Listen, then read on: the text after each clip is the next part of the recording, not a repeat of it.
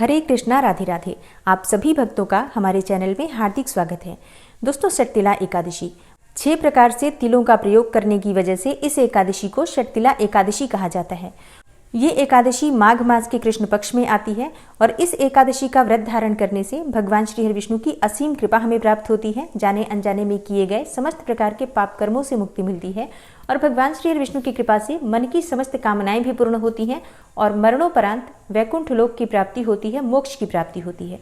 तो अगर आप षटतिला एकादशी का व्रत धारण करते हैं अत्यंत ही श्रेष्ठ है, लेकिन अगर आप किसी भी कारणवश व्रत नहीं कर पाते हैं तो भी षटतिला एकादशी के दिन आपको विधि विधान से भगवान श्री हरि विष्णु की पूजा जरूर करनी चाहिए। और हाँ, इसके साथ ही कुछ विशेष चीज़ों का अगर आप त्याग कर देते हैं, जैसे कि तामसिक चीज़ें आज आपको नहीं खानी चाहिए, जैसे कि लहसुन, प्याज, मांस, मदिरा अगर आप नियमित तौर पर खाते हैं तो आज के दिन आपको नहीं खाना चाहिए। इसके साथ ही एकादशी के दिन चावल भूल कर भी नहीं खाना चाहिए। तो अगर आप इन चीज़ों का त्याग करके और विधि विधान से भगवान श्री विष्णु की पूजा आराधना करेंगे तो बिना व्रत किए भी आपको व्रत के समान ही पुण्य फल प्राप्त होता है और भगवान श्री विष्णु की असीम कृपा आपको प्राप्त होती है। मन की समस्त कामनाएं पूर्ण होती हैं। षटतिला एकादशी साल 2024 में कब है, एकादशी की तिथि कब प्रारंभ हो रही है, कब समाप्त हो रही है, व्रत आपको कब धारण करना है और पारण करने का यानी कि व्रत खोलने का शुभ मुहूर्त क्या है, आज के दिन किस प्रकार से भगवान श्री विष्णु की पूजा आराधना करनी चाहिए, कौन से उपाय करने चाहिए और किस प्रकार से 6 प्रकार से आप तिलों का प्रयोग कर सकते हैं, संपूर्ण जानकारी आपको आज की वीडियो में शेयर करने वाली हूँ। तो वीडियो बहुत महत्वपूर्ण है, पूरा ज़रूर देख लीजिए। अच्छी लगे वीडियो तो लाइक भी ज़रूर कीजिए, क्योंकि आपके लाइक्स, आपके कमेंट्स मेरे लिए बहुत महत्वपूर्ण होते हैं। यही एकमात्र जरिया है जिनसे मुझे पता चलता है कि आपको ये वीडियो अच्छी लगती है और आपके लिए ये वीडियो उपयोगी है। तो अगर वीडियो अच्छी लगे तो लाइक तो ज़रूर ही किया कीजिए। और अब बात करें कि षटतिला एकादशी साल 2024 में कब है, तो देखिए, षटतिला एकादशी का व्रत रखा जाएगा 6 फरवरी 2024 को, यानी कि मंगलवार के दिन। एकादशी तिथि प्रारंभ हो रही है 5 फरवरी 2024 को शाम को 5:25 पर और समाप्त होगी 6 फरवरी को शाम को 4:07 पर। तो सूर्योदयकालीन तिथि के अनुसार 6 फरवरी को यानी कि मंगलवार के दिन एकादशी का व्रत करेंगे। और बात करें पारण के शुभ मुहूर्त के बारे में, तो द्वादशी तिथि में ही इस व्रत का पारण किया जाता है और द्वादशी तिथि प्रारंभ हो रही है 6 फरवरी को शाम को 4:07 पर और समाप्त होगी 7 फरवरी को शाम को 2:02 पर। तो एकादशी व्रत का पारण हम कब करेंगे? षटतिला एकादशी व्रत के पारण का शुभ मुहूर्त है 7 फरवरी 2024 को, यानी कि बुधवार के दिन सुबह 7:06 से सुबह 9:18 तक शुभ मुहूर्त में पारण करना चाहिए, क्योंकि अगर हम शुभ मुहूर्त में व्रत नहीं खोलते हैं तो हमारे किए गए व्रत का संपूर्ण फल हमें नहीं मिलता। इसलिए एकादशी व्रत में शुभ मुहूर्त का ध्यान जरूर रखना चाहिए। बात करें षटतिला एकादशी व्रत के नियम और पूजा विधि के बारे में, तो देखिए, षटतिला एकादशी का अगर आप व्रत करते हैं तो आपको दशमी तिथि के दिन से ही कुछ विशेष नियमों का पालन करना चाहिए। जैसे कि दशमी तिथि के दिन आपको तामसिक चीज़ों का सेवन नहीं करना चाहिए। लहसुन, प्याज, मांस, मदिरा, शाक, टमाटर और मूली, गाजर, बैंगन, मसूर की दाल, चावल, ये सभी चीज़ें दशमी तिथि के दिन आप नहीं खा सकते हैं अगर आप एकादशी का व्रत धारण करना चाहते हैं। और शाम के समय सूर्यास्त होने के बाद आपको भोजन नहीं करना चाहिए, नमक का सेवन नहीं करना चाहिए। तो सूर्यास्त होने से पहले ही दशमी तिथि के दिन आपको भोजन करना चाहिए। और शाम को अगर आप कुछ खाना चाहते हैं तो फल इत्यादि खा सकते हैं, जूस ले सकते हैं, फलों का रस या दूध इत्यादि लेकर रह सकते हैं। रात्रि में भूमि पर शयन करना चाहिए और ब्रह्मचर्य का पूर्ण रूप से पालन करना चाहिए। दशमी तिथि के ये नियम होते हैं शास्त्रों के अनुसार। और एकादशी के दिन आप प्रातःकाल जल्दी उठेंगे, स्नान इत्यादि करने के बाद भगवान सूर्यदेव को जल अर्पित कीजिए। उसके बाद अपने घर के मंदिर में आ जाइए। घर के मंदिर में आकर भगवान श्री विष्णु के सामने शुद्ध घी का एक दीपक प्रज्वलित कर लीजिए और अपने दाहिने हाथ में जल और पुष्प लेकर व्रत का संकल्प ले लीजिए कि आज आप षटतिला एकादशी का व्रत धारण कर रहे हैं। और अगर आप किसी विशेष मनोकामना के निमित्त ये व्रत धारण कर रहे हैं, जैसे कि धन प्राप्ति की कामना हो या फिर संतान प्राप्ति की कामना हो या फिर विवाह की कामना हो, बहुत से भक्त हैं जो निष्काम भाव से ये व्रत धारण करते हैं और कई भक्त मनोकामना के निमित्त भी एकादशी का व्रत धारण करते हैं।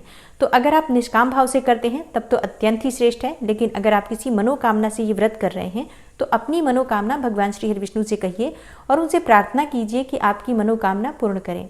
व्रत में जाने अनजाने कोई भी गलतियां हो जाती हैं तो उसके लिए पहले से ही भगवान श्री हरि विष्णु से क्षमा प्रार्थना कर लीजिए और भगवान श्री हरि विष्णु से प्रार्थना कीजिए कि आपका व्रत और आपकी पूजा निर्विघ्न पूर्ण हो जाए। भगवान श्री हरि विष्णु की कृपा के बिना हमारा व्रत और हमारी पूजा बिल्कुल भी पूर्ण नहीं हो सकती है, क्योंकि बहुत आवश्यक है भगवान श्री हरि विष्णु का आशीर्वाद हमें प्राप्त हो। तभी हम उनकी भक्ति कर सकते हैं। और इसी संकल्प के साथ आपका व्रत प्रारंभ हो जाता है। उसके बाद आप विधि विधान से भगवान श्री विष्णु की पूजा करेंगे और मंत्रों का जप करते हुए ही पूजा करनी चाहिए। और हाँ, एक और चीज़ का ध्यान रखिए, शर्तिला एकादशी है तो अपने स्नान के जल में भी थोड़ा सा गंगा जल और काले तिल या सफ़ेद तिल, कोई सा भी तिल डालकर स्नान करना चाहिए। और हाँ, भगवान श्री विष्णु का अभिषेक करते समय भी तिल मिश्रित जल से या तिल मिश्रित पंचामृत से उनका अभिषेक करना चाहिए।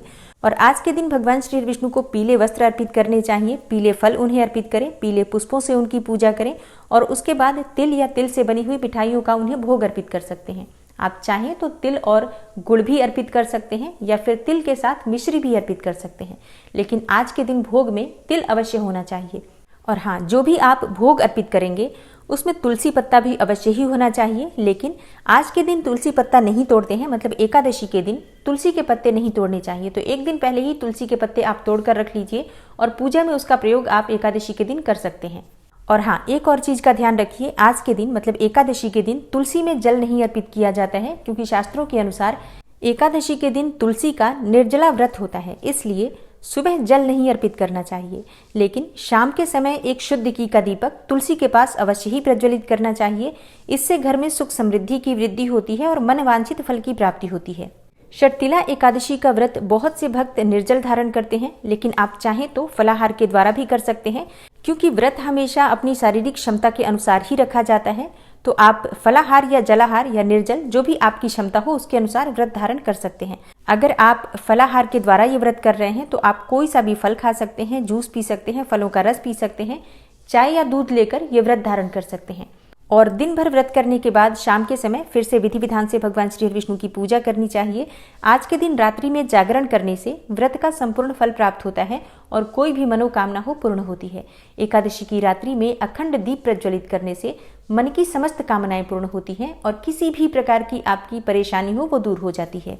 और एकादशी व्रत का पारण द्वादशी तिथि में किया जाता है, तो अगले दिन प्रातःकाल जल्दी उठकर स्नान करना चाहिए, फिर भगवान सूर्यदेव को जल अर्पित करना चाहिए और उसके बाद भगवान श्री विष्णु की विधि विधान से आप पूजा कर लीजिए और शुद्ध सात्विक भोजन बनाकर भगवान श्री विष्णु को पहले भोग अर्पित कीजिए। उसके बाद प्रसाद स्वरूप खाकर अपना व्रत खोल सकते हैं।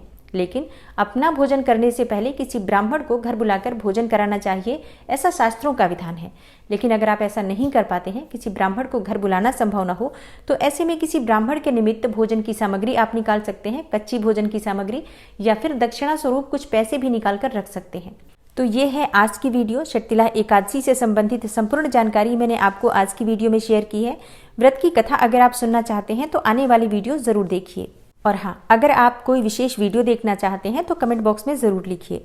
और हाँ, मेरी तरफ से आप सभी भक्तों को शर्तिला एकादशी व्रत की हार्दिक शुभकामनाएं। भगवान श्री विष्णु की असीम कृपा सदैव आप सभी पर बनी रहे।